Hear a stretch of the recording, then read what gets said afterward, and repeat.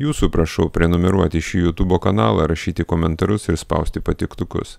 Tik tuomet mes žinome, jog darbas, kurį atliekame, yra nebeprasmiškas. Daugelis žmonių, mokančių gerai plaukti, nesuvokia, kaip galima nuskesti prie kranto. Naujienų suvestinėse perskaitę apie turistus per atostogas nuskendusius prie kranto, jie pagalvoja, kad aukos arba nemokėjo plaukti, arba buvo neblaivios. Tačiau priežastis visai kita. Egzistuoja labai pavojingas, bet mažai žinomas reiškinys. Tai protrūkio arba atplaišinės srovė. Ji yra visose planetos kampeliuose. Ir Meksikos įlankoje, ir Juodojoje jūroje, ir Balio saloje.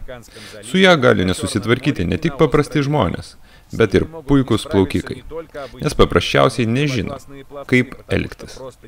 Viskas atsitinka nelauktai. Jūs plaukiate nuo kranto, tada pabandėte grįžti atgal, bet nesėkmingai. Jūs plaukiate iš visų jėgų, tačiau liekate toje pačioje vietoje ar net atsidurėte toliau nuo kranto. Visi bandymai išplaukti nesėkmingi. Jėgos baigėsi, o jūs apima panika. Ką daryti? Pirmiausia, reikia suvokti šios srovės veikimo principus. Tai jūrų ir vandenynų srovė, kuri susidariusi dviem bangų srautams prasiplėšia atgal sudarydama sūkurį ir traukiamąją nuo kranto srovę. Pačios pavojingiausios protrūkio srovės būna sekliose jūrose, tokiose kaip Azavo jūra. Jose susidaro greita srovė. Vanduo teka 2,5–3 metrų per sekundę greičiu. Įprastas protrūkio srovės koridorius yra siauras, apie 2–3 metrus. Ji juda 4–5 km per valandą greičiu. Tai nepavojinga. Tačiau gali atsirasti kur kas didesnių, pavyzdžiui 50 metrų pločio ir 2–400 metrų ilgio srovių, o jų greitis siekia iki 15 km per valandą. Tokių srovių būna retai, bet vis dėlto pasitaiko. Kaip atpažinti tokias sroves, kad į jas nepatekti? Reikia atkreipti dėmesį į šios ženklus. Matosi kunkuliuojančio vandens kanalas, kurio kryptis statmena kranto linijai. Pakrantės zonoje vanduo vietomis yra kelių atspalvių. Visur šviesiai mėlynas, o kažkuris plotas baltas. Plotas su putomis įvairioje jūros augalyje purslais. Šis plotas nuolat juda nuo kranto į atvirą jūrą. Vientisoje į krantą besiritančių bangų juostoje atsiranda 50 metrų protrūkis. Jei pastebite ką nors panašaus į tai, kas paminėta, neikite į tą vietą maudytis. Tačiau nereikia pamiršti, kad 80% spontaniškai atsirandančių protrūkio srovių vizualiai niekaip nepamatysi.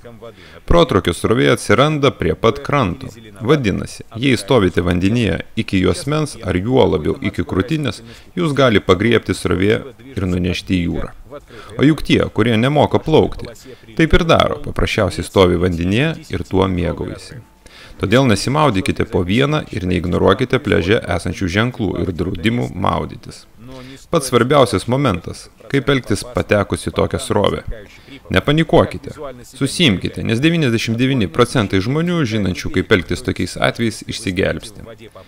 Saugokite jėgas, nereikia iš visų jėgų irtis prieš srovę, nes išeikvosite energiją. Plaukti reikia ne į krantą, o į šoną.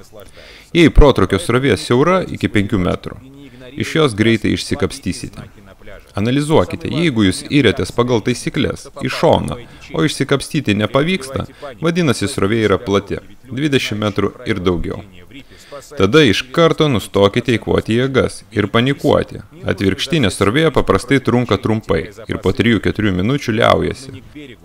Tada paplaukite 50–100 metrų į šoną ir tik tada neskubėdami grįžkite į krantą. Svarbu įsiminti štai ką. Protrūkio srovė neįtrauks jūs į dugną, tai nesukūrys ir neduobė. Dažniausiai ši srovė trunka trumpai, o didelių greičių juda tik viršutinis vandens sluoksnis, kuris traukia toliau nuo kranto, bet ne į dugną. Protrūkio srovė nelabai plati.